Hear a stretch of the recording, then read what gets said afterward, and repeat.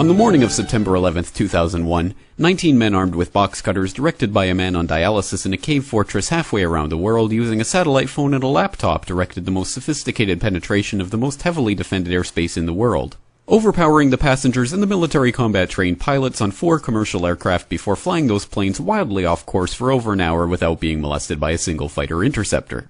These 19 hijackers, devout religious fundamentalists who like to drink alcohol, snort cocaine, and live with pink-haired strippers, managed to knock down 3 buildings with 2 planes in New York, while in Washington a pilot who couldn't handle a single-engine Cessna was able to fly a 757 in an 8,000-foot descending 270-degree corkscrew turn to come exactly level with the ground, hitting the Pentagon in the Budget Analyst Office where DoD staffers were working on the mystery of the $2.3 trillion that Defense Secretary Donald Rumsfeld had announced missing from the Pentagon's coffers in a press conference the day before, on September 10th, 2001. Luckily, the news anchors knew who did it within minutes. Osama bin Laden. The pundits knew within hours. Osama bin Laden. The administration knew within the day. Terrorists who committed these acts and those who harbored them. And the evidence literally fell into the FBI's lap. That a hijacker's passport was found blocks from the World Trade Center crash site, if you can believe that. But for some reason, a bunch of crazy conspiracy theorists demanded an investigation into the greatest attack on American soil in history. That investigation was delayed, underfunded, set up to fail, a conflict of interest, and a cover-up from start to finish. It was based on testimony extracted through torture, the records of which were destroyed.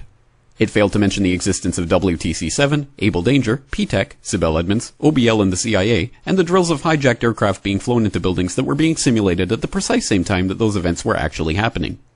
It was lied to by the Pentagon, the CIA, the Bush administration, and as for Bush and Cheney, well, no one knows what they told it because they testified in secret, off the record, not under oath, and behind closed doors. It didn't bother to look at who funded the attacks because that question is ultimately of little practical significance. Still, the 9/11 Commission did brilliantly, answering all of the questions the public had, except most of the victims' family members' questions, and pinned blame on all the people responsible, although no one so much as lost their job, determining the attacks were failure of imagination. Because Nobody in our government, at least, and I don't think the prior government that could envision flying airplanes into buildings. Except the Pentagon, FEMA, NORAD, and the NRO. The DIA destroyed 2.5 terabytes of data on Able Danger, but that's okay because it probably wasn't important. The SEC destroyed their records on the investigation into the insider trading before the attacks, but that's okay because destroying the records of the largest investigation in SEC history is just part of routine record keeping. NIST has classified the data that they used for their model of WTC-7's collapse, but that's okay because knowing how they made their model of the collapse would jeopardize public safety.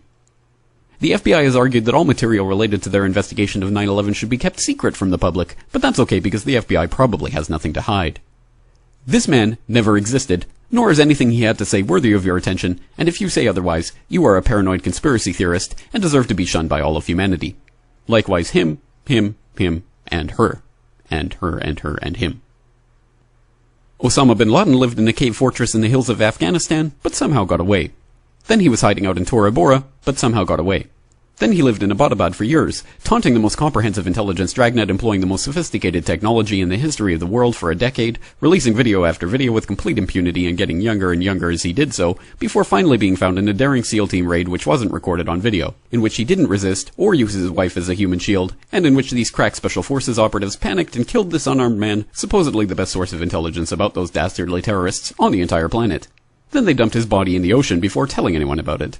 Then a couple dozen of that team's members died in a helicopter crash in Afghanistan. This is the story of 9/11, brought to you by the media which told you the hard truths about his head could be seen to move violently forward. And they took the babies out of the incubators. And mobile production facilities. And the rescue of Jessica Lynch. If you have any questions about this story, you are a batshit, paranoid, tinfoil, dog-abusing baby hater and will be reviled by everyone. If you love your country and or freedom, happiness, rainbows, rock and roll, puppy dogs, apple pie, and your grandma, you will never ever express doubts about any part of this story to anyone. Ever. This has been a public service announcement by the Friends of the FBI, CIA, NSA, DIA, SEC, MSM, White House, NIST, and the 9/11 Commission. Because ignorance is strength.